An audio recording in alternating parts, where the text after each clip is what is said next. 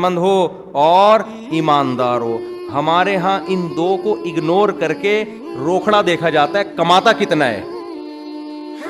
اگر وہ ایماندار نہیں ہے, کماتا ہے, خدا کی قسم یہ کمائی عذاب جان بن جائے گی. اسی کمائی سے وہ آئس پیے گا, اسی کمائی سے شراب پیے گا, اسی کمائی سے لڑکیوں کو جھانکا تاکی کرے گا. پیسہ تقوی کے بغیر آتا ہے تو عیاشی لے کر آتا ہے. دوسری بات یہ کہ پیسہ آنے جانے والی چیز ہے. اگر صحت ہے تو بندہ بزنس کر کے پیسہ کما لیتا ہے. ایمانداری اور ایمانداری نہیں ہے تو پیسہ وبال جان, اور صحت نہیں ہے تو جب آپ کے اندر کمانے کی طاقت نہیں ہے پھر میری طرح آپ سبزی والوں کو پیسے بانٹتے پھر ہوگی. مجھ میں تو تھی طاقت لیکن ٹائم نہیں تھا نا, تو وہی ہو جائے گا. اس لیے علماء کہتے ہیں کہ ایک آدمی اگر صحت مند ہے تو اس کی جیب میں پیسہ ہے یا نہیں یہ مت دیکھو, بلکہ ایسے موقع پہ قرآن کیا کہتا ہے, ان یکونوا فقراء یغنیہم اللہ من فضلہ, اللہ اپنے فضل سے غنی کر دے گا. جب بیوی آئے گی تو کھلانے کا خرچہ بھی اللہ دے دے گا.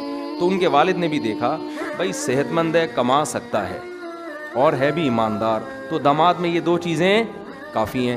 دو چیزیں مل گئیں, فوراً اپنی بیٹی کا رشتہ موسیٰ علیہ السلام کے لیے پیش کر دیا اور کہنے لگے انی ارید ان انکحک احدی ابنتی ہاتین, کہ میں چاہتا ہوں ان دونوں میں سے ایک بیٹی کی شادی میں آپ سے کروں. اسی وقت فیصلہ کیا ہے. کہاں گئے استخارے 6 مہینے کے بھائی؟ باپ بہترین فیصلہ کرتا ہے. میری جب شادی ہوئی نا تو میری جو وائف ہیں الحمدللہ اور ان سے میری اولاد ہے, ان کے ابا نے رشتہ داروں کو بتائے بغیر ہاں کر دی تھی, کیونکہ میں دوسری کر رہا تھا نا. وجہ یہی تھی کہ وہ کہہ رہے یار ہم جب بتائیں گے نا دوسری تو کوئی بھی نہیں مانے گا. تو باپ کو پتا ہوتا ہے کہ یار میرے نے کیا فیصلہ کرنا ہے. تو انہوں نے مجھے یہ بتایا تھا کہ آپ جب نکاح پہ آئیں گے تو آپ نے بتانا نہیں ہے کہ میں دوسری کر رہا ہوں, آپ نے یہی شو کرنا ہے کہ میں کیا ہوں, کنوارا, کیونکہ پھر ایک نئی بحث چھڑ جائے گی. تو رشتہ داروں کو سمجھانا بڑا مشکل ہوتا ہے اور باپ ڈیسیجن لے سکتا ہے. تو لے لیا انہوں نے ڈیسیجن الحمدللہ اللہ کے فضل سے آپ کے سامنے. وہ میرا خیال 13-14 سال ہو گئے شادی کو. اگر وہ نہ فیصلہ کرتی نہیں, پہلے ماموں سے پوچھوں گا, چاچے مامے سارے, ابے کیا دوسری والے کو دے رہے ہو, ابے اس کے پہلے سے بچے, ابے پاگل ہو گئے ہو کیا. اتنی انکوائری ہوتی نا, اتنی انکوائری کمیشن آفیسر میں بھرتی ہونے کے لیے اتنی انٹیلیجنس خفیہ ایجنسیاں انکوائری نہیں کر رہی ہوتی جتنی باقی سارے کر رہے ہوتے ہیں. ان کو وہ خطرات نہیں ہوتے جو بیٹی کو گھر میں بٹھانے کے ہوتے ہیں. تو باپ صحیح فیصلہ کرتا ہے.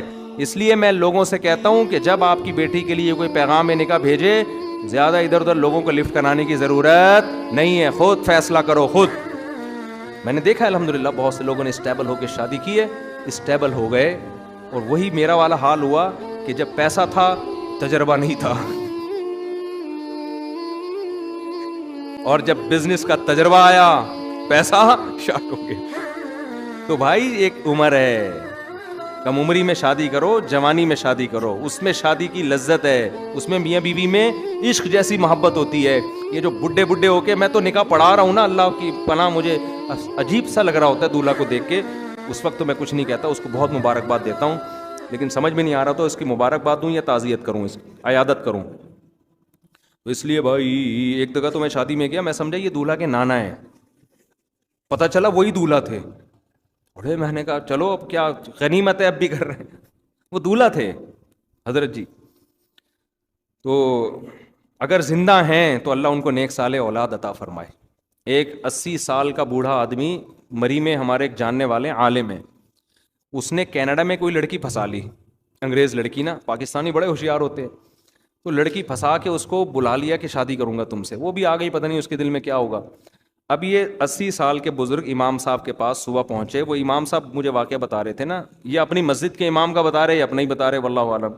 مجھے کہنے لگے وہ صبح وہ آیا اور ہمارے امام صاحب سے کہنے لگا کہ میرا شام کو کینیڈا کی ایک انگریز لڑکی سے نکاح ہے, اس کے لیے کیا چاہیے, یعنی ڈاکومنٹ میں کیا چاہیے. انہوں نے کہا آپ کا صرف زندہ ہونا چاہیے اس وقت, اس کے لیے کیا کیا ضروری ہے. ہاں اس نے یہ کہا کہ فجر میں آئے, کہنے لگا آج عصر میں شام کو میرا اس لڑکی سے نکاح ہے, اس کے لیے